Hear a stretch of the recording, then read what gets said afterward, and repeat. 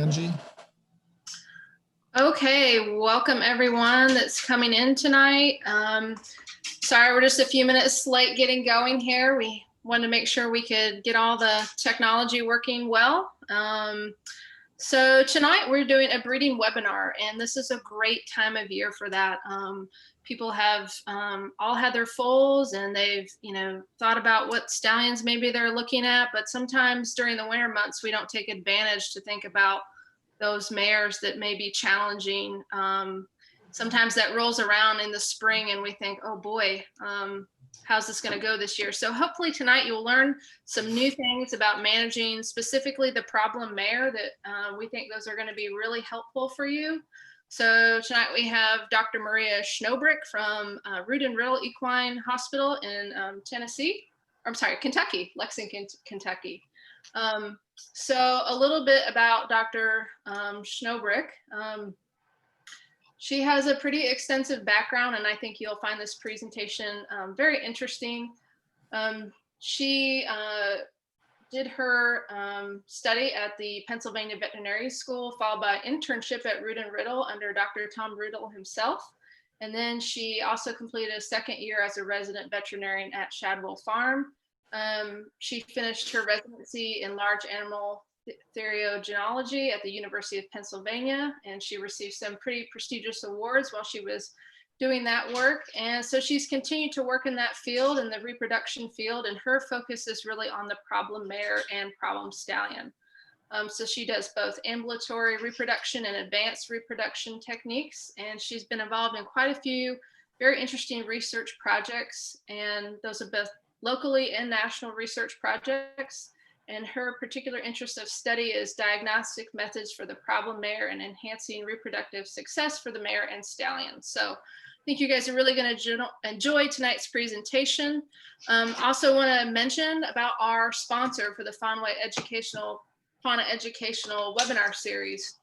The Fenway Foundation for Friesian Horses is a nonprofit corporation that was created to preserve and enhance the longevity and quality of life for the Friesian horse by accruing pertinent equine and more specifically Friesian information to educate the public and offering assistance to Friesian horses throughout North America. The Fenway Foundation was created in 2010 to improve the experience of both Friesian horses and their stewards. And their work is divided into three primary focus areas. Number one is equine healthcare and maintenance, two is genetic studies, followed by Friesian horse rescue. They're just an amazing organization. If you're not familiar with their work, they do so many things in the Friesian community. They have developed rescue facilities and outreach across North America to save and adopt and rehabilitate Friesian horses in need of assistance. And they do a lot of rescue that the community may not be aware of. And they're also working very hard with their alliances and equine experts in both North America and Europe to proactively work towards the preservation and production of Friesian horses through a variety of research projects. I know a new project is soon to be announced, so stay tuned for that. So if you're interested in learning more about the Fenway Foundation, you can go to their website, www.fenwayfoundation.com. You can learn a little bit more about what they do. If you're interested in donating, they have information there on their website, or if you're interested in volunteering or fostering maybe a Friesian horse in need, you can find more information there as well. So with that, I will now turn it over to Dr. Schnobrich, and she will proceed with the webinar. If you guys have questions during the webinar, you can type them into the chat box. If you're on Facebook Live following this webinar, you can type them there in those in the text box there in the comments, and Jason and I will try and keep up with everyone's questions. And then as Dr. Schnobrich proceeds through the webinar, we will pause to take questions as we go along through there. So, all right, Dr. Schnobrich, I will let you share your screen. Perfect. Well, thank you. And forgive me if I'm a little not tech savvy here, so just let me know if I'm doing this correctly. Thank you again for the opportunity to speak with you guys. This is obviously something I'm very passionate about, is the problem mare, and in Friesians and similar breed horses. I think some of the topics that I'm going to touch on tonight will hopefully be relevant for you. My understanding is someone had heard me give this talk at the KEP, and this is basically most of the topics that I covered there, and we'll go in. I would love this to be as interactive as possible. So if something comes up that you want to discuss, please feel free and we can go into a little more depth. Some of the stuff that I'll be presenting to you is aimed more for veterinarians, but I think for the level of breeders and people that are involved, especially in Kentucky, it's appropriate, and hopefully we'll introduce for you some things to think about, possibly new tools in your arsenal. So let me just check. Can you guys see my screen okay? Not yet. Click that green share screen button at the bottom of your screen. Okay.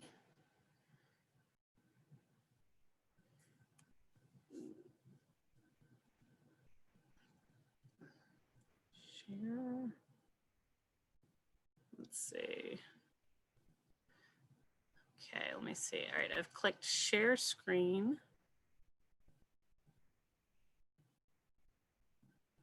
There it goes. Now you got it. Can you see it there? Yep, got it. Okay. Perfect. Perfect. Let me just get this. There you go. Is that good? Yep, perfect. Thanks. Okay, perfect. Sorry. Thanks for bearing with me. Okay, so the first thing that I always kind of, when I approach the problem mare, and again, these were topics that were brought up sort of for those of you that may have mares that have been a little more difficult. And certainly in my experience, Friesian older mares can be an issue as well as stallions. So I think it's relevant, and I always start with the basics. So one of the things I wanted to touch on is, we all know this, but just a reminder of the effect of diet on reproduction. And in some of these mares that may be more prone to being air ferns and putting on a lot of weight, it seems counterintuitive, but often less can be more when it comes to reproduction in terms of trying to maintain mares on grass pasture and less carbohydrates. And what I wanted to highlight were some studies that showed that continuous access to forage is actually associated with increases in fertility and decreased estrus abnormalities. And this is something that makes sense based on their natural behavior. But horses that were allowed access to pasture at all times, or hay, free choice hay, whether it's low quality hay, that seemed to improve fertility. Also, when we think about some of our older problem mares, oftentimes they can be heavier. And the temptation when we love our horses is maybe to spoil them, as we might ourselves with a trip to Dairy Queen. But for the horse, starch and sugars are not the best thing. You may think that you're doing well by feeding a really high quality concentrate and with a lot of different supplements, but just remember that sugars and starch are in that diet, as opposed to a diet rich in fiber and fat, is going to promote insulin resistance. And that is going to increase inflammation, which will be an issue from a reproduction standpoint. And I'll go into this a little bit more when we talk about body condition and the effect of that. The other thing to remember is that, and as a veterinarian, when they bring me a mare that is very overweight, immediately you know you even have a problem right off the bat, because regardless of the diet that that mare is on, an overweight mare has an increased expression of pro-inflammatory cytokines. And we recognize this even in humans, that one of the common recommendations is for women to lose weight when they're having difficulty conceiving. And the same is true for mares. And part of that we've seen in egg quality, but also just in the uterus itself. So if you think about trying to optimize the environment for the baby that you're creating, one of the things that you can do is look at your mare and say, is she an appropriate weight? And getting her, if she's already overweight, you know that you have sort of not the best environment already. So that's kind of what I want you to think about when we think about going into January. That's something you can assess now and start to make modifications that may serve you well going into the breeding season. The other thing that I love for the problem mare is omega-3 fatty acids. And I'm sure you guys have read, if you've read anything on fertility, it's well known in a lot of different species, the benefits of omega-3 fatty acids. But the work in the last few years has really demonstrated this as a positive effect on fertility. So specifically, it increases the quality of the oocyte.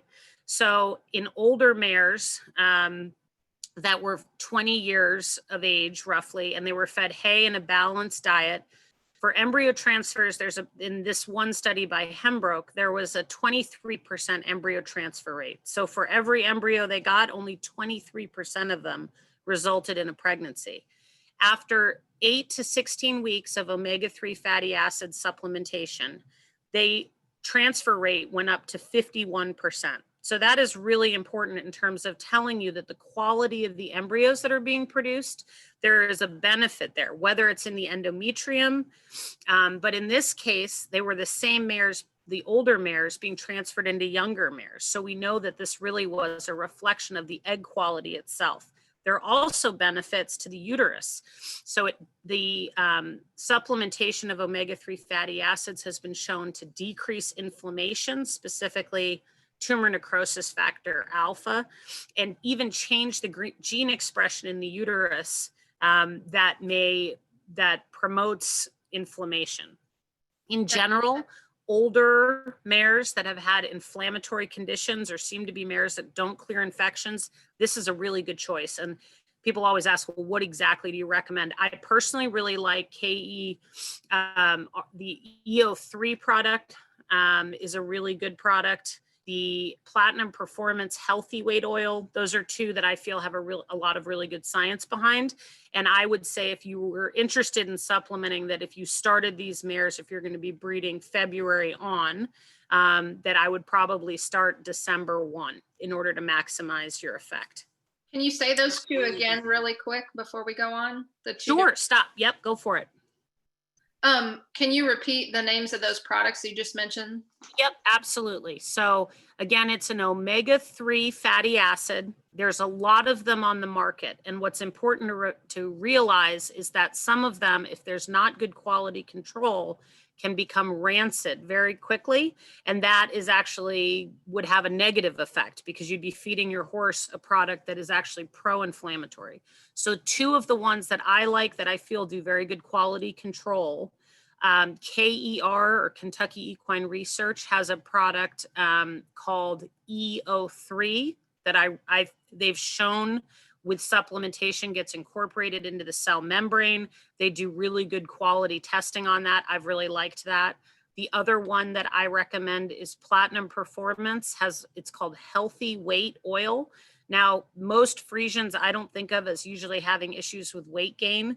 And it's labeled healthy weight, which makes you a little nervous. But going back to the conversation about having them on grass all the time, you may have a horse right now that's the perfect condition, but if you are having fertility issues, trying to switch off the carbohydrates and maybe increase more free choice, Timothy hay, grass hay, and adding in something like the omega-3 fatty acids, the caloric intake is going to be about the same, but it's a different type of calories that really are better from a reproductive health standpoint. And it's sort of, if anyone's been exposed to diets when they talk about cancer and stuff like that, it's the same thing in terms of trying to decrease the level of inflammatory mediators that are in the system. Got it. Perfect. Thanks. Yep. Okay, great. Yeah, and just jump in. Let's make this as conversational as possible. So please, I can't see any notes, Angie. So if you see any that pop up, just stop me or wave. Yep, I will. Okay. So again, going back, I have a picture of a distorted Friesian here. This is not really where you see weight gain. Usually it's that you have a trench going down the back or the crest is falling over in our really obese horses. I know no one here is going to have that. But when we think about overweight horses, they are more likely to have endocrine disorders, particularly insulin resistance. And this is really detrimental for reproduction. The other thing that's interesting from the standpoint of the Friesian is two of the breeds that are very highly predisposed to insulin resistance are Andalusians and Arabs. And if you think about the composition of the Friesian, there are some hereditary links to those breeds. So I think it's relevant for you guys to be thinking about insulin resistance and remembering that not all horses look overweight and have insulin resistance. So in my mind, if you have a problem mare, it's worth assessing your glucose and insulin, because you may be surprised by what you find. You may have a horse that looks great, but actually is insulin resistant. And the reason it's important to identify this is that insulin resistance causes inflammation. It decreases egg quality. It changes things in the estrus cycle, such as the time from ovulation, and overall is going to make a more pro-inflammatory environment, which again is not good for fertility. And it is increased by things such as breed predispositions, overweight, age. And the other thing that I would like people to be aware of is that as horses, if they are pregnant, you may have issues with insulin resistance and laminitis in pregnancy. So pregnancy itself actually will make a horse insulin resistant. And one of the things that we see often in mares that go into the breeding season overweight is when they do become pregnant, or if they've had any prior bouts with laminitis, once they are pregnant and reach later gestation, they are much more likely to have repeat laminitic episodes. So it's important to recognize this. Here I have listed how to diagnose insulin resistance. Honestly, you know, there's a group that's online called the Equine Endocrinology Group, and you can Google them. They always have current recommendations for endocrine testing. But basically, I usually just will start with a baseline insulin and glucose. And if I find that that's abnormal, or if the horse is really overweight, sometimes even without the test results, I may supplement, if the horse is overweight, with things like Thyro-L. And the reason why is not that I think that I'm treating, and that's the levothyroxine there. So Thyro-L increases their metabolism, but it also changes at the level of the cell, the glucose sensitivity. So there's benefits to it in a insulin resistant animal. Other medications and treatments have been weight loss, decreased concentrate. So again, we keep coming back to the diet and the importance of that for reproduction and insulin resistance. Metformin, and another supplement that I've liked is insulin-wise. It contains resveratrol, which works at the level, the cellular level, at the enzyme that's in charge of glucose regulation. And that those for insulin-resistant mares can make a mare that was infertile 1 year, fertile the next. They really, managing that is incredibly important. The next, any questions on that? That's kind of a lot, but I did put up some of the doses and medications. I don't have any questions yet. Okay, great. All right, so the other topic, this is always sort of what people want to ask, is what are the new updates on uterine treatments for the mare? And I have to say, as someone who sees a lot of problem mares, I focus less on what I'm putting in the uterus as to why there's a problem in the uterus first, which is why I sort of started the talk with diet, systemic health issues first, and then anatomical issues within the reproductive tract. But let's say you have a mare that does have a persistent infection. Where are we? What is sort of the current thought? And Europe is way ahead of us in this regard in terms of trying to think about treating uterine infections, not with one specific antibiotic, but really trying to treat the entire uterine environment. So when we talk about, a lot of times, if we recover a bacteria that's a persistent cause of infection in the uterus, which could obviously result in infertility, one of the struggles in the problem mare is the antibiotic working? How is it working? And we certainly have a lot of different antibiotics to choose from, and the efficacy of them can really be questionable. So we do see antibiotic resistance in the problem mare, which would present as a mare that, let's say she is a persistent beta strep infection. It's always resistant to your common antibiotics like penicillin. And what can we do in the cases of these mares? I put up here that multiple drug resistance is more common in gram-negative than gram-positive, which is good for us in reproduction because most of the time we're dealing with beta streps, which are gram-positive. But it's something to think about because we really need to be careful about what antibiotics we're putting in and just be thoughtful about it. So one of the things in the problem mare that has come to everyone's awareness is that there are things called biofilms, which can develop in the uterus. And what I have shown here was a beautiful study that was done by Ryan Ferris, who's a veterinarian at Colorado State. And in the picture that you see, these kind of bright blue plaques, was they showed that if they infected these mares with a specific strain of Pseudomonas, that they basically created a plaque on the uterus that you could not lavage off. And it's composed of mucus, bacteria, and these things are ugly and they stay there. And despite a uterine lavage, you're not going to get in there. And the bacteria themselves are dormant. So the antibiotics that you're using are not effective if they're not actively dividing. So these are a problem that we've recognized. And one of the things that has become part of the problem mare treatment is if we suspect a biofilm is to use agents in the uterus that will break up the biofilm, potentially activate the bacteria or get them dividing. But basically, if you imagine that you have these plaques in there, just washing some fluid over it isn't going to do it. You want to break it off the endometrium and treat it. So one of the things that has been looked at, and you guys have probably heard of all of these, but in this chart here, what I have are different biofilm disruptors. So these are solutions that are used in the uterus to break up the biofilm, and they would include tricide or tris-EDTA, acetylcysteine, hydrogen peroxide, DMSO, or Saragen. And what you can see here is that for different bacteria, some of them are more effective. So for example, for E. coli, tris-EDTA could disrupt the biofilm produced by that E. coli in 100% of cases, where for Klebsiella pneumoniae, tricide had no effect, only Saragen did.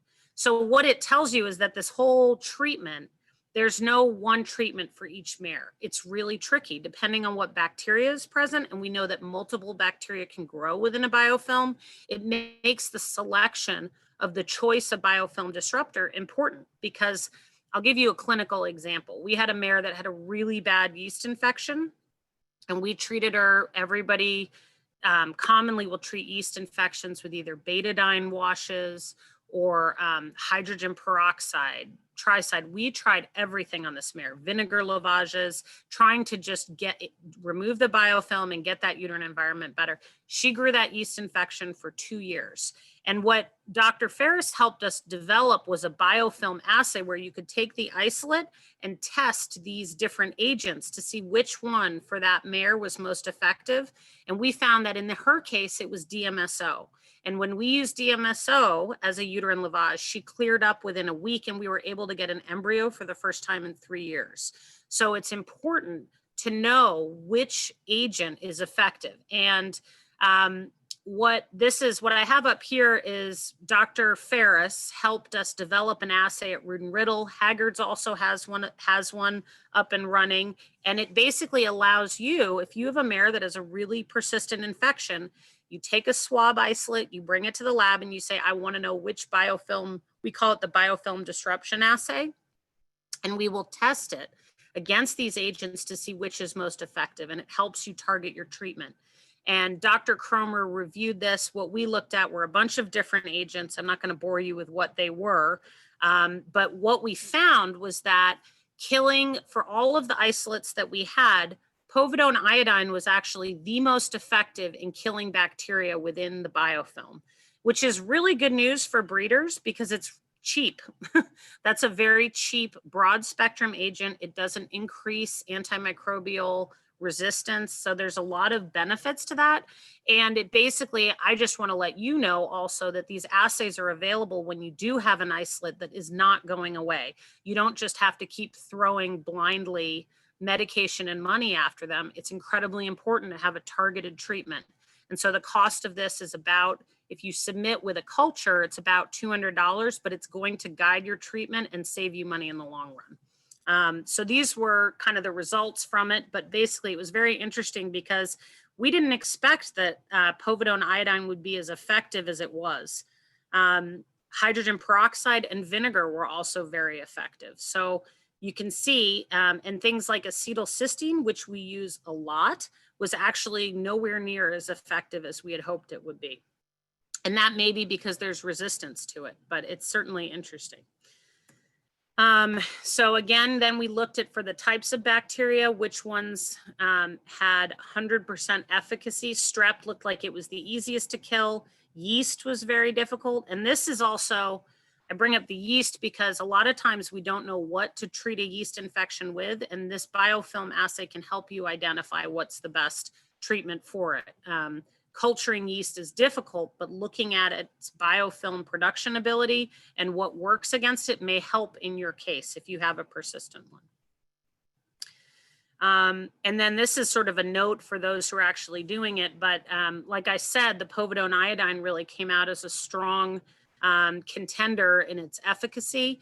And so the way we usually use it will be to put 20 mils of a betadine solution in a 1 liter and lavage large volumes until the efflux is clear, and do that for several days. And also a lot of times we'll add in, there's a lot of evidence for using a probiotic, just as in women with a yeast infection.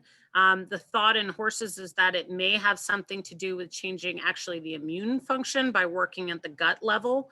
But a lot of times we will use a probiotic in conjunction with lavages. The other, are any questions on that? Are those studies? I know that's a lot. Oh, here, Angie, I can't quite hear you. Oh, there we go. I said I have quite a few questions for biofilm, and I'm kind of giggling because if you're a breeder and you've ever dealt with it, it's it's a nightmare. It's a challenge. When somebody says biofilm, you're like, no.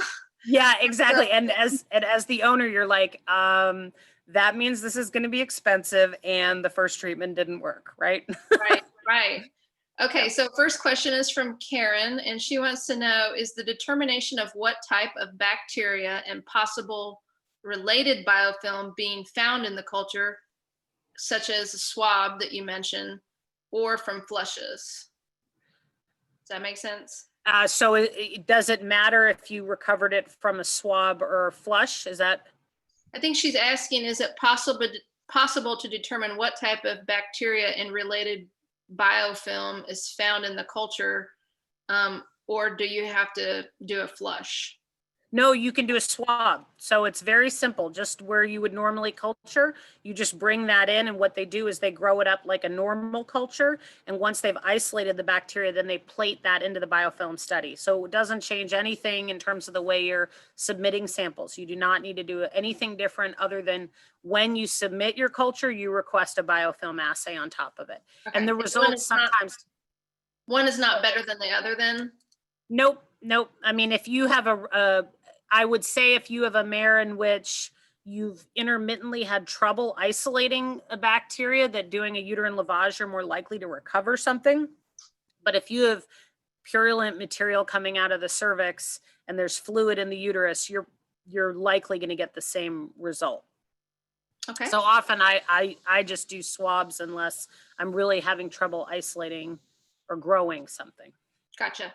And Andrea wants to know, is this assay that you're talking about something that any vet or clinic would have access to, or does this have to be sent in to like Rood and Riddle, or is this a common? It is not, at this time, it is not commonly offered. Rood and Riddle definitely does. I believe Haggard's does, and all you would need to do is call the main number of the lab and just ask how they send it. I know we get samples from all over the country, and other labs can set it up. It's not a difficult assay to set up. And Dr. Ryan Ferris, if anyone wants his number, he's going to kill me, but he's a good friend of mine and wonderful to work with. And if you are in a vet clinic or have a lab that you are interested in setting this up, he is happy to help you with the protocols. It's, and we are too, but our lab ladies sometimes don't get back to people as quickly as maybe we would like to, but Gotcha. Yeah, so if there is a veterinary hospital that's interested in setting this up, please email me and I can get you in touch with how to get that set up. And if you are a breeder and you want to utilize this study, what you would do is just talk to your veterinarian and say, what about sending it into a biofilm assay? And they can call Rood and Riddle or Haggard's and And then if they're not familiar with some of the compounds, we certainly can consult. So if you have questions, you can reach out to me or anyone in our group, or Haggard's Christina Liu, or Karen Von Dolen, or Karen Wolfstorf. Any of those people at those different clinics would be able to help you interpret how to use it. Gotcha. And Anna Marie wants to know, is that Rood and Riddle in Saratoga, or are we talking about just in Lexington? That would be just in Lexington at this time. Okay. Yep. Sheila would, okay. Sheila would like to know, how many days do you do the iodine flush? So what I tend to do, I use it in two different ways. One, if I've had a difficult mare, I may use it just as a uterine lavage after breeding as a broad spectrum, especially in mares that kind of switch maybe what they're coming up with. In those cases, I would just use it once, in and out. The nice thing about it is you don't leave any in the uterus. So if the mare has issues with uterine clearance, you don't leave any in as a infusion, but you would lavage it in and out, maybe give some oxytocin, half a cc IM twice a day, and then check the mare the following day. If she still has fluid, you could repeat it again. If you're treating a mare, I usually will do at least 3 days. Sometimes it can be difficult on the betadine lavages to tell if your efflux is clearing. So the fluid that you're getting out of the uterus, it may be hard because the iodine changes the color of it to tell if you're making progress. But what's so important about any uterine lavage is if you are getting gross stuff out, you need to keep lavaging until it is clear. And especially in a mare like a Friesian that may have a large uterus, a 1 liter lavage is not going to distend that uterus enough. You really need to probably use a 3 liter, maybe even 4 or 5 if she's had multiple foals before, because the goal is to get that to flush, to contact all of the endometrium, because as you could see in that slide with the blue biofilm, it gets in these creases, and you really need to expand the uterus so that the iodine can contact all of that surface. And that is probably one of the most important tricks to lavaging problem mares. I was not really aware of that when I first started out, and it has been one of the best tools I've had of clearing up mares is the large volume lavage, particularly in older mares that have really pendulous uteruses. And when you're done, making sure you get all of that fluid out. Fantastic. I have a question here from Andrea. She wants to know, if a mare has a biofilm, is she more susceptible to getting it in the future? Is it something that you could expect to come back, or is it just sort of a one-time thing potentially? That's a very good question. I would say, and there hasn't really been a study to show that X number of mares are confirmed with a biofilm, and that there hasn't been a study to directly answer that question. But I would say that probably, I'm going to just throw this out here, about 60% of the mares that have a biofilm, there is something either anatomically or systemically wrong with them that is either causing the kind of contamination that overwhelms their immune system, or their immune system is just not able to clear what a normal infection or a normal mare's uterus would. So once that's addressed, if that's addressed, whether it's insulin resistance, a Caslix, whatever, that urine pooling, whatever that is, you're probably less likely to have that happen again. And there's probably another portion of them that are just mixed, or they've gotten a really bad, maybe they had a dystocia. Those mares, in that first year can have a really hard time cleaning themselves up. And I know with Friesians, you guys have more retained fetal membranes. So that postpartum period can really wreak havoc on a mare. And, but I would say if you have a persistent bacterial infection, you need to really investigate what's going on, because most mares, and the longer I've practiced, the more I pay attention to why she has the issue, not trying to get rid of the infection itself. I've had much fewer continued positive cultures. Does that make sense? Yep. But I feel like, like if she's got one time an E. coli, the next time a beta strep, the next time a pseudomonas, there's something really wrong with that reproductive tract, either anatomically or her health isn't quite right. And until you get that fixed, you can spend thousands and thousands of dollars of medications, of lavaging and all of that, and it may not resolve. Okay. Yeah. Anna Marie would like to know, can a mare that has had 3 foals without a problem and then she suddenly gets a biofilm, is that possible? Oh yeah, absolutely. So there could be many reasons for that. She may have reached an age where her immune system is different. She may have had a dystocia that, or something that maybe from the outside you didn't recognize was an issue, but the foal may have kicked her uterine wall and caused some scarring that predisposes to biofilm. We certainly know, I see that on a lot of the mares that we go in and do hysteroscopies, where you take the video in and look inside their uterus. If they have big anatomical defects that a lot of times you can't see with an ultrasound, there's big chunks of things sitting on top of it. It's like a perfect house for them because it's not a normal epithelial surface. So yeah, again, I think if the mare's been perfect for you 3 times, it's possible she could have a biofilm. If she's not getting pregnant, there's a couple things that I would think about, but definitely doing like a very thorough, large volume lavages would be one of my first go-tos with a mare like that, if she's not clearing an infection, because I wonder if there isn't something I'm not getting to with my treatments. Systemic antibiotics I also really like in these bigger mares, because I think our typical infusions just don't contact the uterus of a mare that's had 3 foals the same way they do a maiden, and especially in a Friesian, that can be a large uterus. Yep, for sure. Okay, I think that's it for this section. So if you want to continue, I'll keep track of questions as they come in. Perfect. And just let me know, Angie, too, if on time, if I go over. Okay. Oh, well, because I don't know that we'll really go over, but let's. Okay. Okay. I'll just keep talking until people drop off. Okay. All right. Okay, great. Yeah, but just please drop in if you need to. So the other thing, again, in talking about our goal of trying to have less antimicrobial resistance, is we look for things that may target bacterial infections or reproductive health that are not just an antibiotic. So one of the other things that there was some interesting stuff that came out on is the product Settle. And what this is it's the cell wall of a mycobacterium. And when injected, either IV or intrauterine, it is thought to modulate the mare's immune response. And this is a medication that's been around for a while.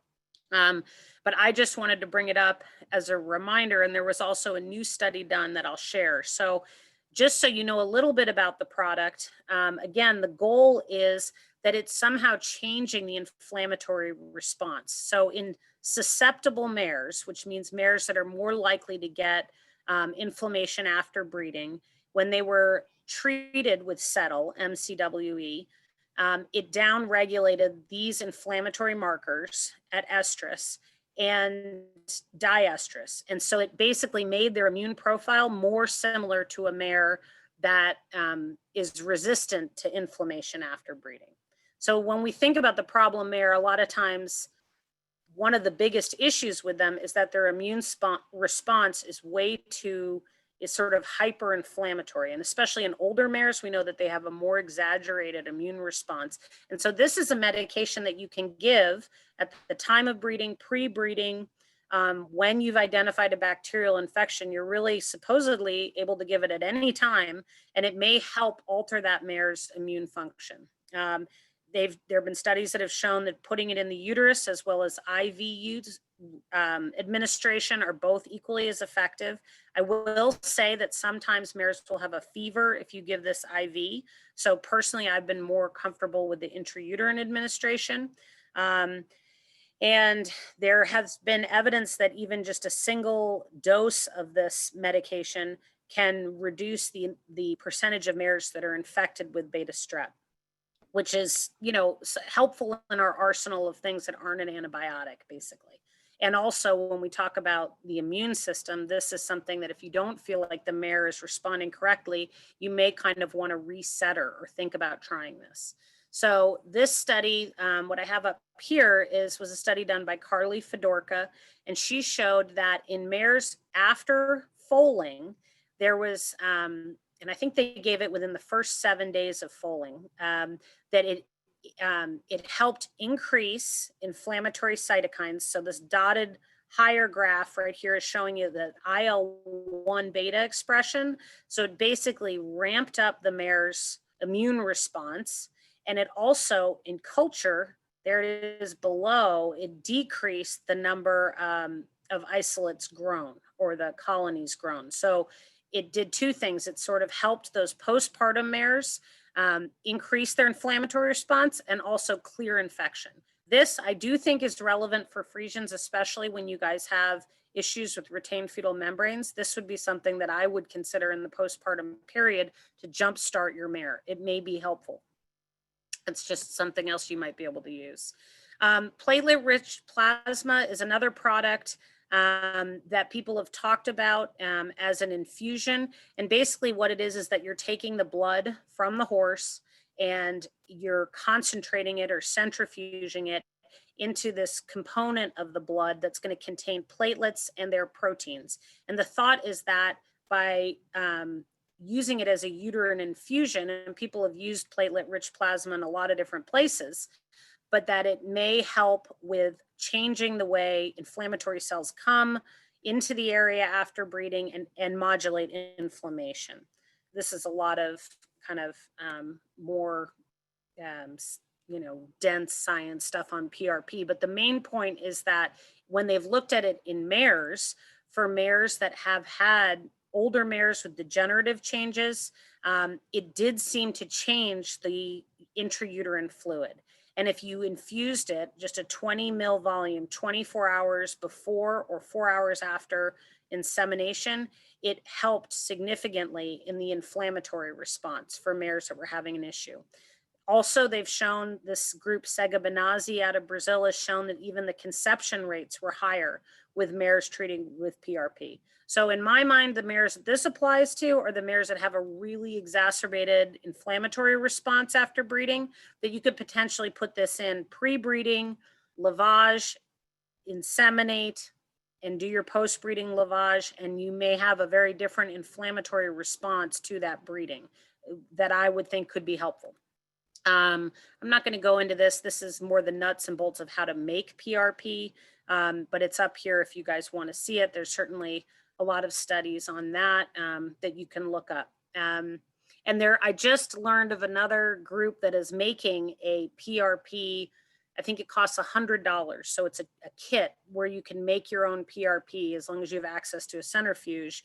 And that may be coming out on the market. So for reproductive purposes, that's a more affordable option than regular PRP can cost up to $300 per treatment, which may be cost prohibitive if we're trying to be practical. This is another study, if you guys haven't heard of it, that I think is incredibly important to know about. It's the use of misoprostol as a treatment for unexplained infertility in the mare. And basically what this is talking about is that there are mares that may have been pregnant multiple times in a row. They have a dystocia and then they can't get pregnant again. Despite what you do, you've treated the uterus, there's no anatomical issues. And the main thing that we think of in those mares is that there may be some pathology in the oviduct, whether it's sperm getting up to the egg or the embryo coming down into the uterus. And what this treatment has done and really revolutionized in 2018 is oviduct treatment up to that point involved bringing your mare into the clinic, flushing the oviducts, maybe going in through a flank incision and topically treating the oviducts with a prostaglandin to get them to contract and open. But this paper showed that you could do this on the farm. And it's a very inexpensive treatment. And they showed that in this group of mares, they were mares that had been infertile for a long time. And what they do is they take a Cytotec tab, which is misoprostol. I think it's $25 a tab. And they put it in sterile water and infuse it in a deep horn technique, just the same as you would do a frozen semen insemination, and then lavage it out. And what that does is by getting the misoprostol or that prostaglandin near the oviduct, it's causing some sort of contraction or effect that opens these oviducts or reestablishes patency. And it's been very effective. This is now what I recommend over going in and flushing or mechanically disturbing the oviduct. And it's very inexpensive. So in this study, this was presented in 2019, they had 42 mares that had failed to conceive on multiple cycles. And the other thing is that as a breeder, if they're not getting pregnant, switch stallions. These were all mares that they had switched stallions on, done full reproductive workups, couldn't find anything else. And after this treatment, 69% conceived, 18 out of 28 on the first cycle, 9 out of 28 on the second cycle, and 2 on the third. That's huge. That's really, I mean, for mares that weren't getting pregnant at all. So this is something in your arsenal. If you've got that mare, whether she was a maiden mare and never got pregnant, you just couldn't figure out why. I've had those mares that this has worked on. I've also had mares that were pregnant fold, pregnant fold, pregnant fold. You don't know what happened, and all of a sudden you cannot get her pregnant no matter what. So it's cheap. I think it ends up being about $300 on farm versus the cost of $1,500 to bring her into the clinic and do some of these other treatments. So it's a really nice tool in the arsenal. The other thing that's interesting about this study is that we know that older mares, we don't get the same pregnancy rates as younger mares. And it may be, there's some thought, because when we look and dissect their oviducts, they're getting fertilized, but that embryo may not be coming down. And so in mares that are subfertile, or maybe it takes 4 cycles where it used to take 2, it may be that one of the oviducts is blocked and not the other. So I don't want to go across the board and recommend this for all older mares that you're having any issue with, but there are some places that all their older mares get this treatment in January. So wow. Yeah, it's just kind of food for thought. Now, the one thing I will say there, while this is considered very safe, there have been a few case reports of mares going into one of my colleagues, the mare went into shock. She actually, like her vascular bed kind of dilated because of her reaction to the prostaglandin. So I feel I need to mention that, but in my hands and in many others, it's been very safe, but it is important to be aware it's not completely without like a tiny risk. And some mares can get an inflammatory response to it, but for mares that aren't getting pregnant, this is something I would consider if it meets the case, and talk to your veterinarian about that. So here, what I have is, here's a picture. I don't know if you can see my little clicker. There's the Cytotech tabs up there. And here's our deep horn insemination pipette. So basically you just pass this through the cervix. This goes up into the uterine horn right to the tip, and you flush it in. And then I usually recommend doing it during estrus, just because I do have some mares that seem to get really inflamed, and I lavage them daily until it's clear and keep them on some oxytocin. I've done this on mares and then bred them 4 days later and had them conceive and carry. So while you're entering and doing some inflammation, some mares seem to tolerate very well. Ideally, you would wait a cycle and breed on the next cycle. So I have a few questions about fallopian tubes, and then I have some general questions. So okay. I just want to say, if you're watching this on Facebook Live, you can feel free to type in a question there in the comment box on Facebook, and we'll be sure to ask it. I think you probably already answered this question for Anna Marie, but she was saying that a mare that she had some issues getting bred. They did multiple lavages many times. They also did antibiotics, and the vet thought that fallopian tubes were plugged or. Yep. So I think that what you just mentioned would be a great thing to try. Yes. Right. And exactly. And if you can do a deep horn insemination with frozen semen, which I'm sure your veterinarians, or whoever you're working with can do, you can do this. So, and if you have somebody or someone that you're working with that isn't familiar, they can certainly call me. I can go through the protocol that I use. But I think it's interesting, the mares that this seems to benefit, because they come in all different ages and sizes and histories. And there are some mares that have had a dystocia, retained fetal membrane, something that makes you think of a major inflammatory event that caused the problem in the oviduct. And there are some mares that are maiden mares.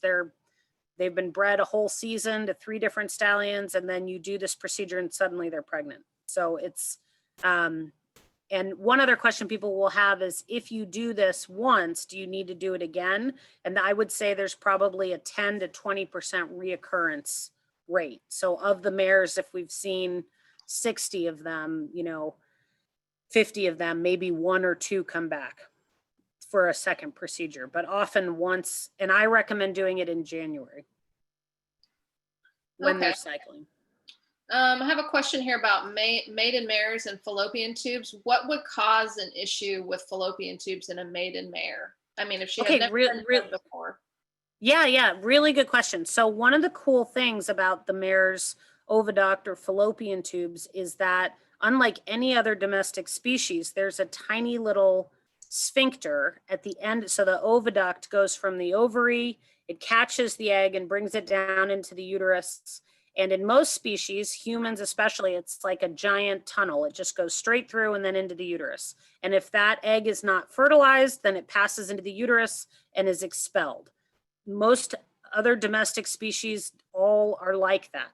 The mare has this tiny muscular sphincter at the end of the oviduct, which connects the uterus to the oviduct. So when an unfertilized egg comes down and is not fertilized, it actually cannot get through that sphincter. So it stays in the fallopian tube. So if it is fertilized, then the embryo secretes PGE2. And that PGE2 signals to the opening of the, at the uteral tubal junction, or basically the opening of the fallopian tube, and it allows the embryo to pass through.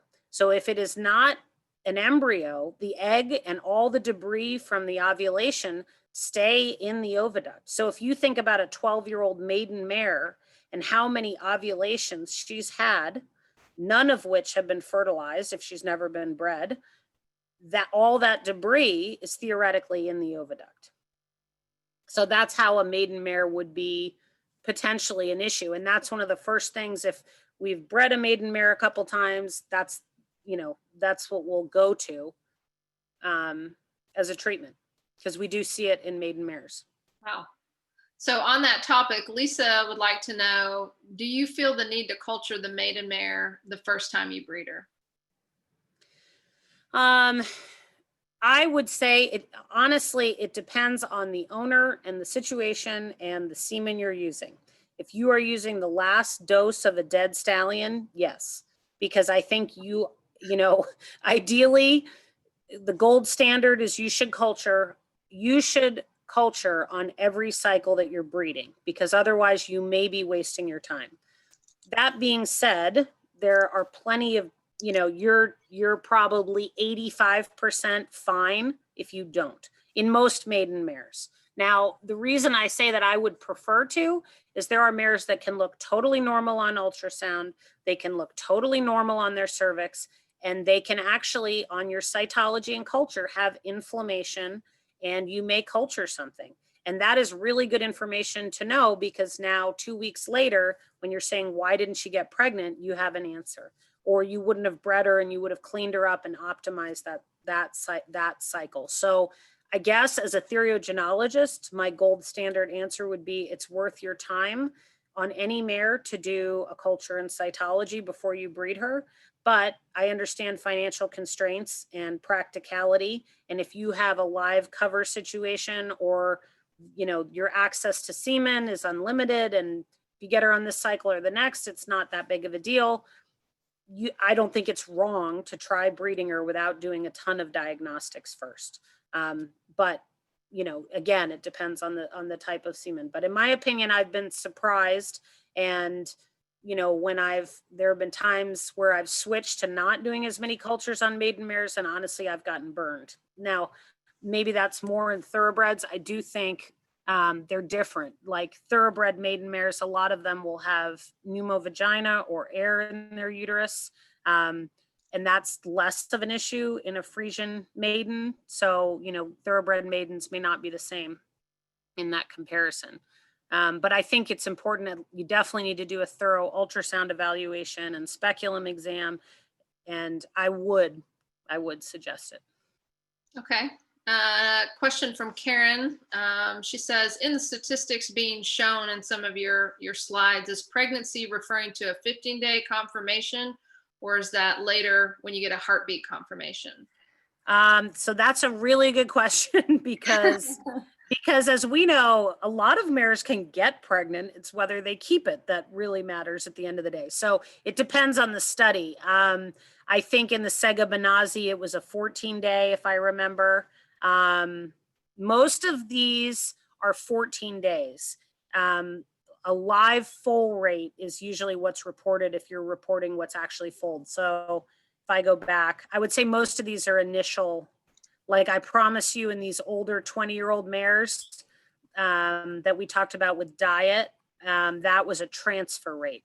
23% transfer rate means they transferred it and at 14 days she was pregnant.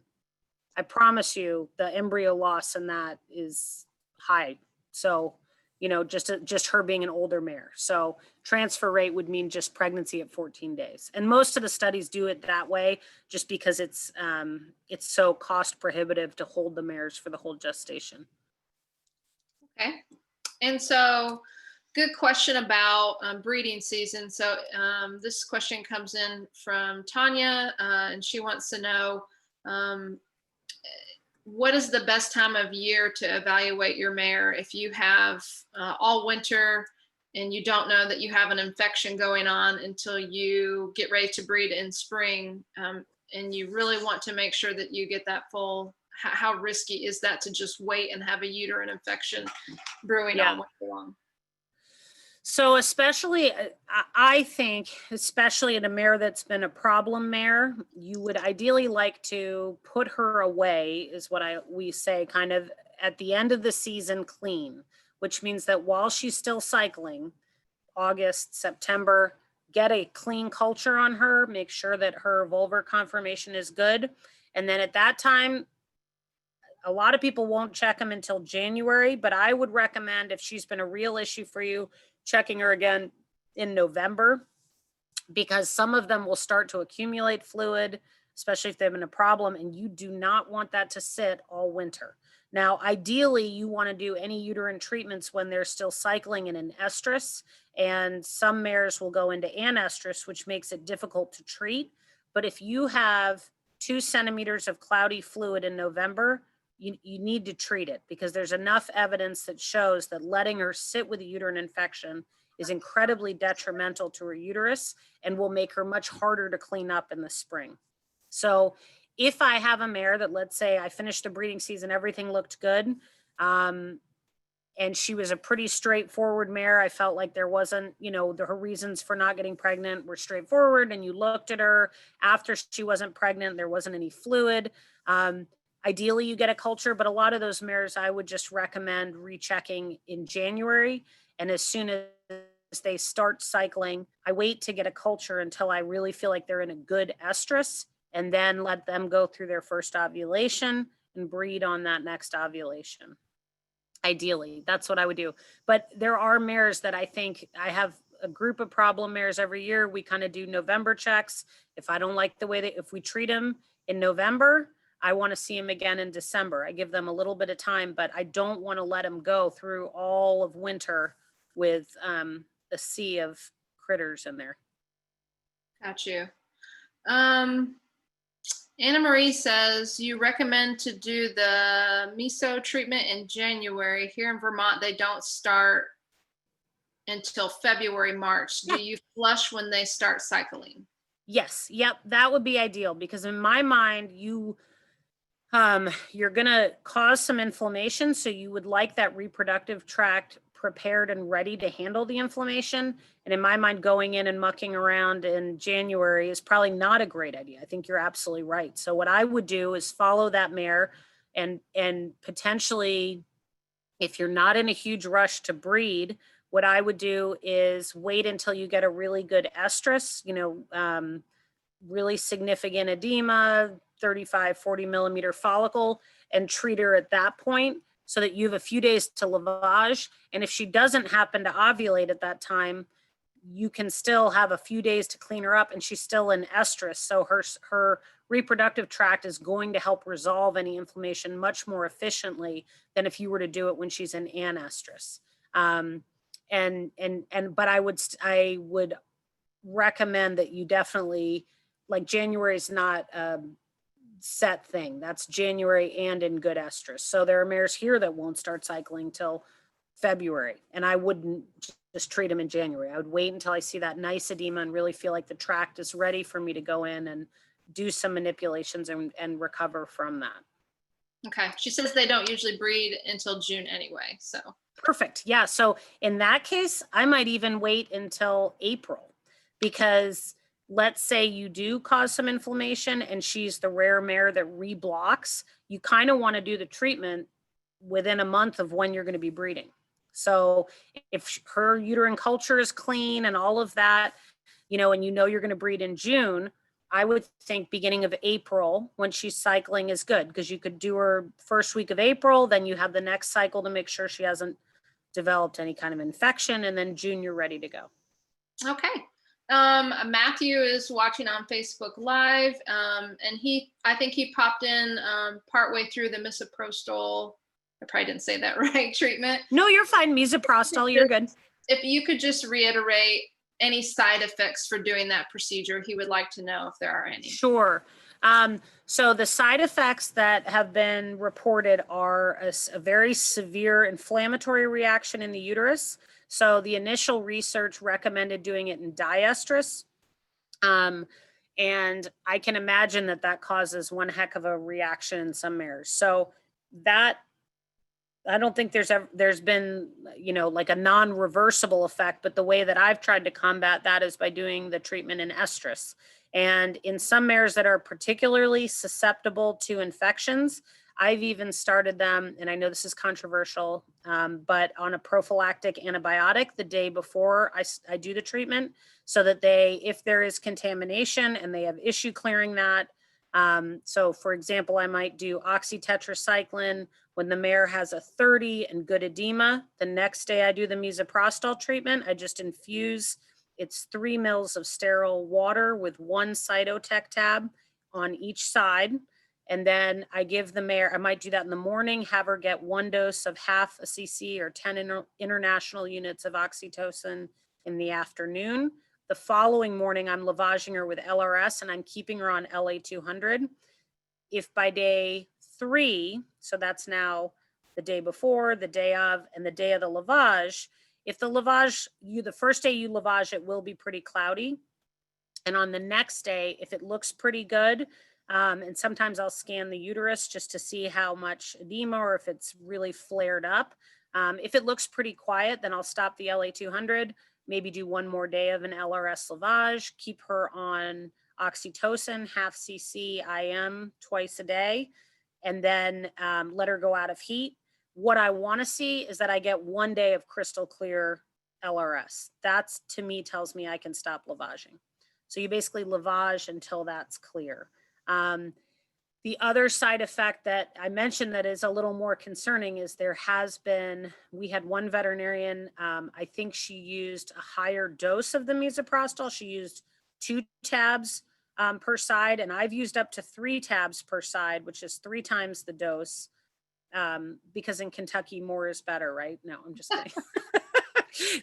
But I think I probably got lucky because I didn't have any adverse effect. And I wonder if this higher dose, for some mares, they're more prone to a hypovolemic episode. But she said she did it on the mare and the mare actually collapsed. She got up and was fine.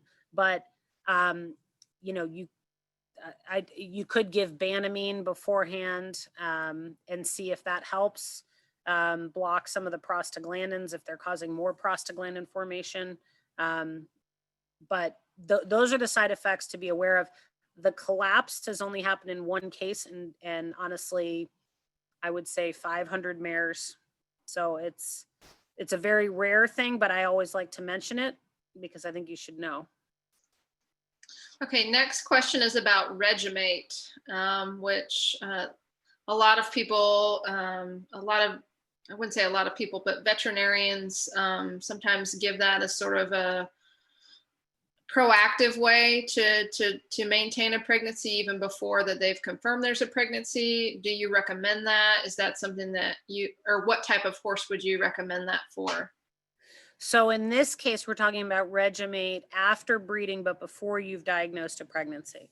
I think there certainly are cases where that I've done that and it makes sense. If you've had cases where when you come back at 14 days, there is a pregnancy, but the mare has uterine edema. And if you've checked the progesterone, it's lower than 4 nanograms per mil. So in that case, either the CL is not producing enough progesterone, or you've had so much inflammation in the mare's reproductive tract that she's lysed her own CL from that prostaglandin. So in general, I would do it on mares that I've bred.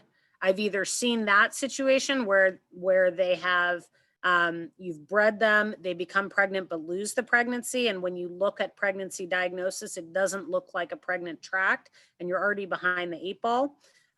Usually I will only start Regimate 5 days post-ovulation. And I might also use it, and I would use it 5 days post-ovulation until pregnancy diagnosis. I think in those mares, it may be beneficial. It may be beneficial in older mares that have a lot of inflammation or that you've had to do a lot of lavages or treatments in the post-breeding period. So there are some mares that, as we know, flare up and you're having to lavage and manipulate the reproductive tract probably longer than you'd like to. In those cases, it may be beneficial because you may have influenced the CL that's formed by your manipulation. So the Regimate covers you in that instance. I would be careful of using Regimate in mares that tend to have a lot of fluid at the 14-day pregnancy check. So mares that you may have bred, you're suspicious of a uterine infection, because if you put them on Regimate, it will exacerbate any uterine infection that they have or likely may. So that's something to realize. And sometimes people will put them on a systemic antibiotic if that's a concern. So they get maybe a culture on the cycle before, and the mare has grown an E. coli that's sensitive, let's say, to SMZs. On the next cycle, they've treated her, cleaned her up. The next cycle, she's clean. They breed her.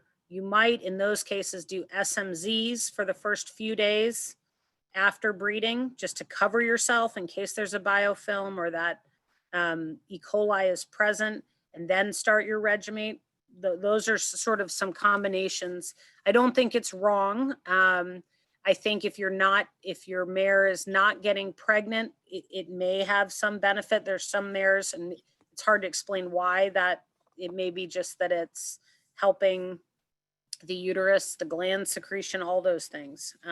But it is important to realize that Regimate suppresses the immune system a little bit. So in mares that maybe aren't quite right after breeding, you just want to be a little bit cognizant of that. Okay. The next question is about breeding confirmation. If you have an older mare that has a breeding confirmation issue or has an issue with urine pooling, when you have an anatomical issue there, is a Caslix still something that you would prescribe in those situations? Yeah, so urine pooling is one of is a big issue for chronic infertility. So in my mind, a mare that now, and I say this, and it's so funny because I'll get a lot of problem mares that people say she's not urine pooling, and you'll actually see urine in the uterus, but not the vagina. So mares are super tricky about this. And if they have bad conformation, they might be downhill and everything goes in and they ovulate and then they walk uphill or whatever, and it comes out of the vagina, but it's still in the uterus. So urine pooling is a major issue in my mind. And I do think the first step to urine pooling is trying to gain a little weight if that's needed, because the perineum will bulk up a little bit, and do a Caslix, because that vulvar seal, if they're not aspirating air, they don't get the big balloon of the vagina that pulls the urethra towards the head. And then when they pee, it's in a different, they're peeing into the balloon that's been formed. When you form the Caslix, hopefully they're not aspirating air.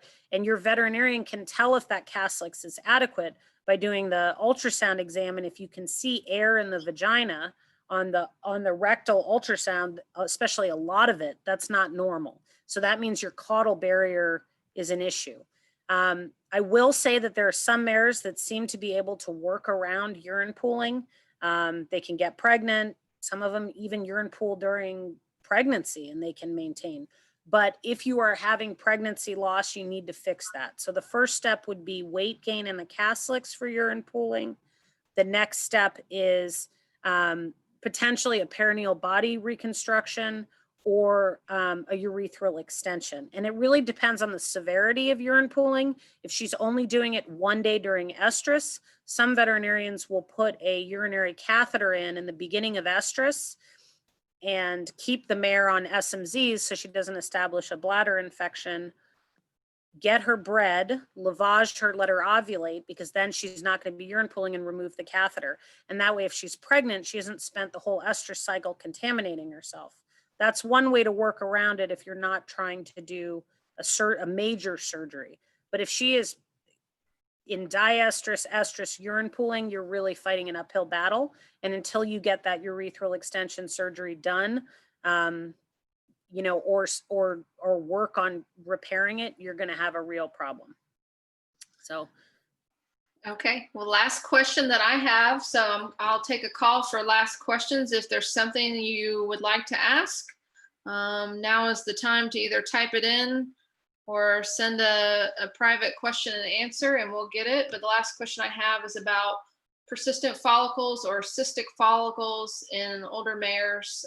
What is the best way to approach a treatment for that? Okay, so a couple things that I think of, and I think I think what you're referring to are those follicles that I'll talk about the follicles that I'm thinking of when you say that, and then please let Angie know or correct me if there's something else you're discussing. But in mares, the follicles that grow large then don't ovulate and they stay there. Some of them get flex, but it's basically an anovulatory follicle. There's a couple times that you see that. One is actually, and they can be hemorrhagic, so they don't, they form kind of spider webs and look ugly, and they can produce variable amounts of progesterone. They can act like a normal CL. Sometimes they don't. They can be really tough to deal with. The first thing that I think of when I get those is, does the mare have a uterine infection? Because a lot of times if the mare has a uterine infection, the prostaglandin release from her uterus is abnormal, and it really interferes with her whole cycle. And you might see big, ugly CLs or these hemorrhagic follicles. So I kind of go through a checklist as to why am I getting these and have I addressed all the issue? Does she have endometritis? Is she an older mare with Cushing's? Because sometimes those mares are predisposed to those follicles. And it may be because they also are their immune system is compromised, so they have a low-grade endometritis. But whatever it is, mares with Cushing's, that is something that you see, and you see disruption in their cycle because of it. So putting her on something like, you know, the pergolide, whatever you need to do to get that under control, it may be helpful. The other thing is heat. So in some of the draft breeds that I've worked with, or if they're in Kentucky, we know how hot it gets. And certainly for my colleagues that have worked in really hot areas, in those really hot summer months, we do see more hemorrhagic follicles. So trying to protect your mare from heat stress may be helpful. The other thing is that certain mares, if you give, if they are on bute or banamine around the time of ovulation, they are more likely to form those hemorrhagic follicles. So mares that have been on chronic bute for something else, a lot of times they may have those. So taking them off anti-inflammatories at the time of ovulation. And the other thing is prostaglandins, to short cycle them, have been associated with increasing the incidence of that. So the main things I do are I rule out, does she have Cushing's? Does she have a uterine infection that I'm not catching? Is she heat stressed? And then from my medication, is she off all medications going into her estrus cycle? And then those are kind of the things you can do. Now, if she's not getting rid of these cystic structures, a lot of times you can either do serial prostaglandin shots. Again, like I said, that can predispose them. So you're kind of caught in you have kind of a little bit of a catch-22, but a protocol that sometimes is helpful, because the other thing is that aged oocytes can interrupt, if you short cycle a mare and you have a non-healthy oocyte, the process of ovulation may be disrupted and you may get them. So what I like to do is kind of think of starting the whole cycle over. So I will prostin them 2 or 3 times, maybe just a half dose of cloprostanol, which would be 125 milligrams or a quarter cc, 3 days in a row. And then hopefully that gets rid of the structure or it starts to regress. And then potentially do a 5 to 7 day course of P&E, progesterone and estradiol. And what that does is it inhibits follicular growth, and it basically shuts the whole tract down, so that the follicles are inhibited from growing. And then at the end of that week, you look at the mare, take her off the P&E, and let the next follicular wave come up. And at that time, you could use a combination of sucromate and HCG to induce ovulation. And that's kind of again, maybe more Kentucky more is better approach, but in some of those mares, using 2 ovulatory agents helps, and remembering to just stay away from anti-inflammatories systemically around ovulation. But Okay. But if you are chronically seeing those, there's probably something causing it. Okay. I have a ton of questions now, so we'll just work through these. And if we end up getting kind of long on time here, then we'll email you the questions and we can. That's okay. Yep. You're good.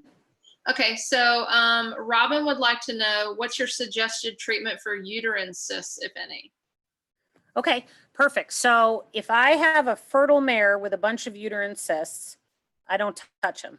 If she's producing a foal every year and you can diagnose the pregnancy without an issue, I would leave them. The rule of thumb is if they are greater than 2 centimeters, 2 to 3 centimeters, that they need to be removed. But I can tell you there's a lot of very fertile mares with 1 million cysts, and if they're doing well, just leave them alone. Now, if they are having issues, or let's say post-foaling, you recognize that there's a big cyst. Cysts are an issue in two regards. One, they block the mobility of the embryo. So they've shown that if you close off one of the uterine horns, the embryo really needs to contact as much of the uterus to signal to the mare that she's pregnant. And a cyst can act as like a stop valve, where it either traps the embryo on the side where it came down, or it's trapping it so that it can't contact enough endometrium.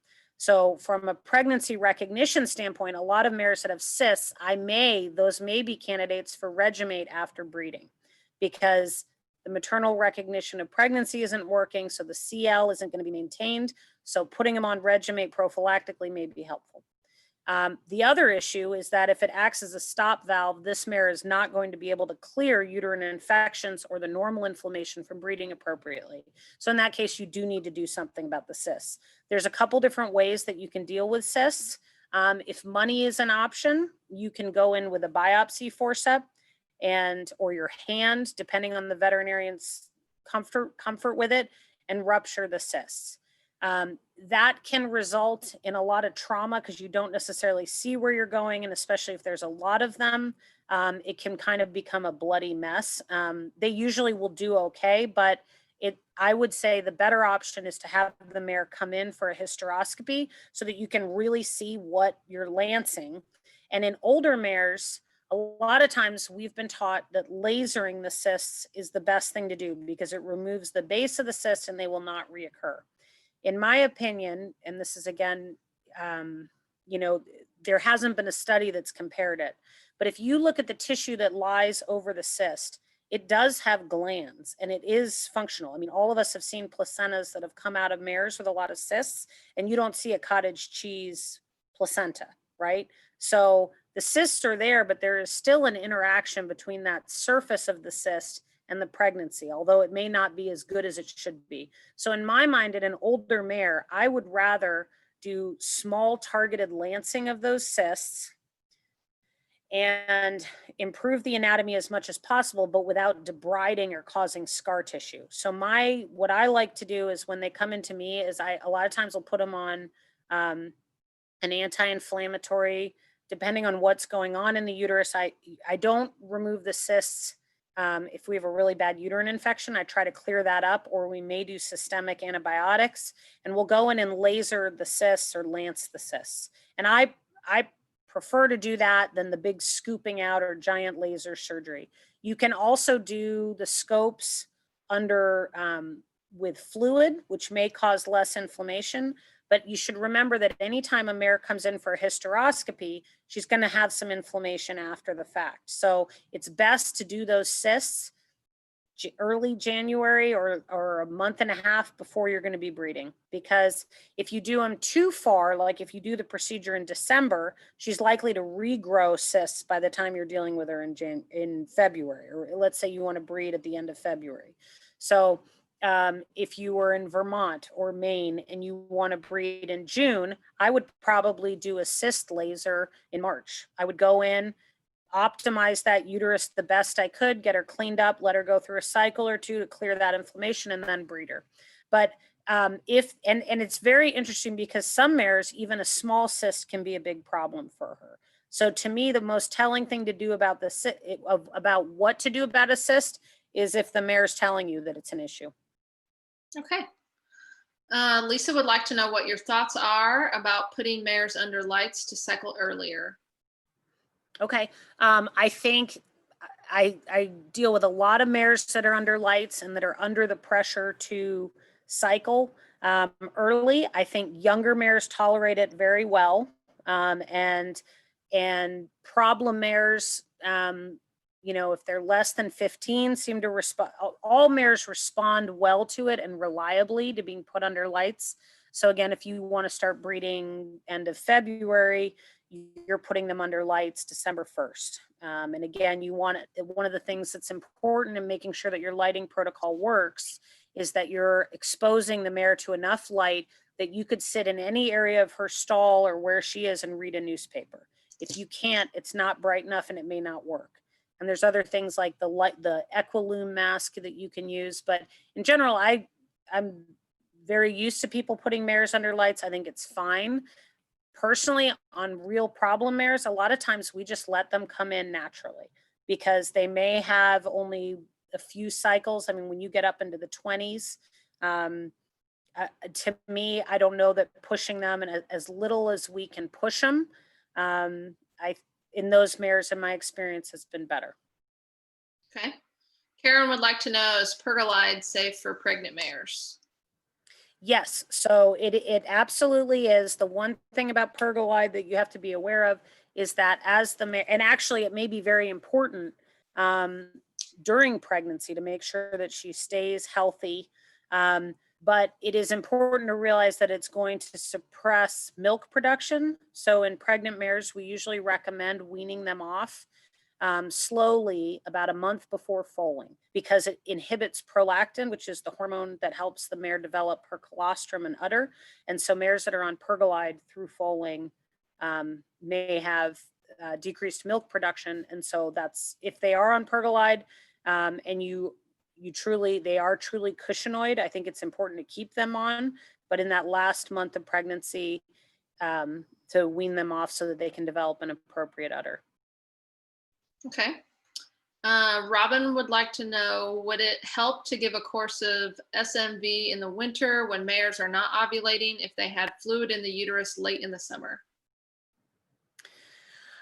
So I would say no, because you don't necessarily, it sounds great. Give her, it's an easy, I like it when we have a mare on the back 40, you're like, ooh, let's just give her a week. That'll like tighten things up back there. But you don't know why she has the fluid. So some of these mares, I've seen mares with a ton of fluid that don't have anything infectious going on. You're probably better off giving her oxytocin. honestly, because if you give her SMZs and she's growing a bacteria, or she has a mixed bag of bacteria, and one of the bacteria happens to be resistant to SMZs, then you just selected a really ugly infection.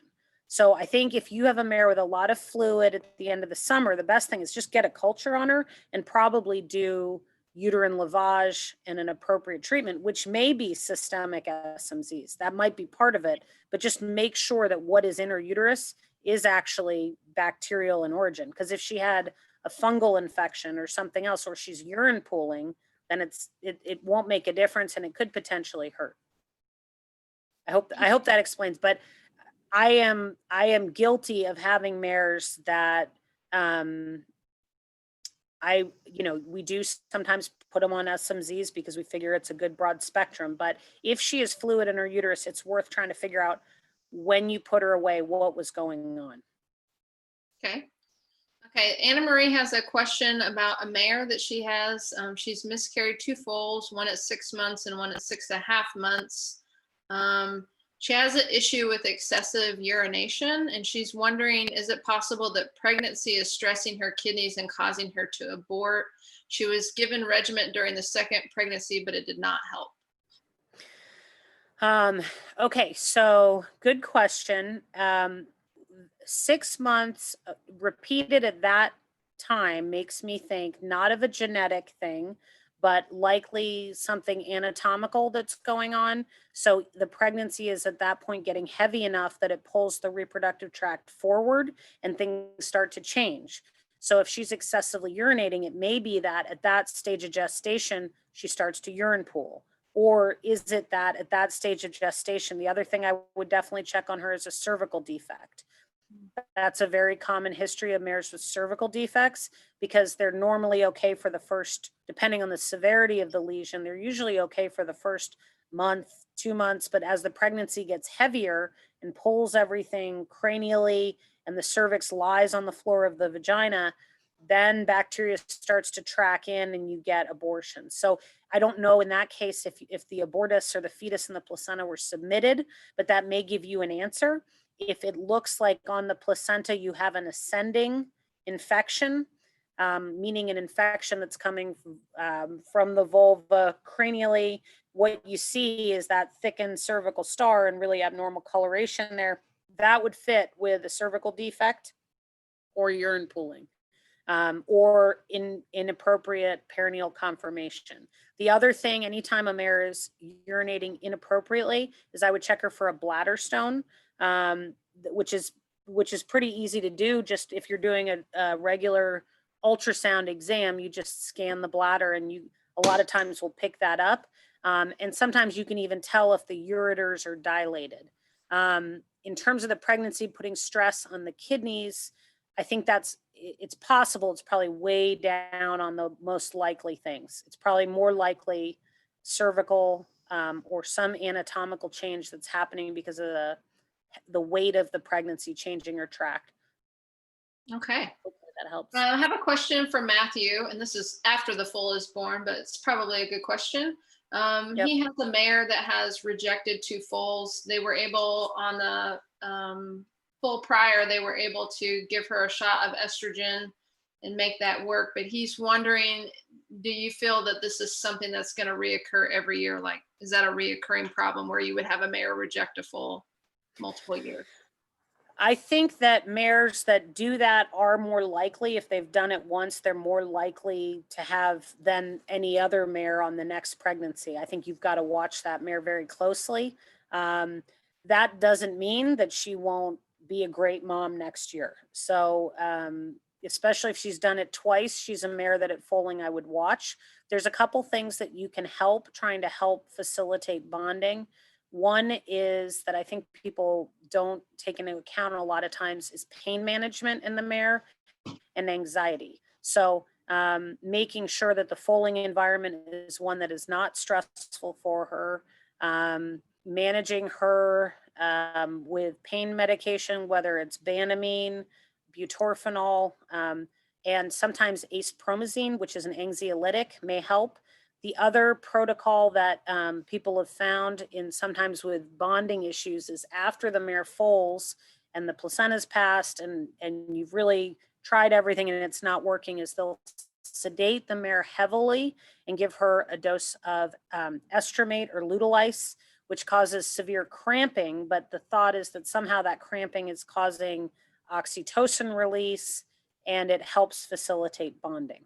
So if you're interested in that protocol, I can get that for you, but some people have really sworn by that.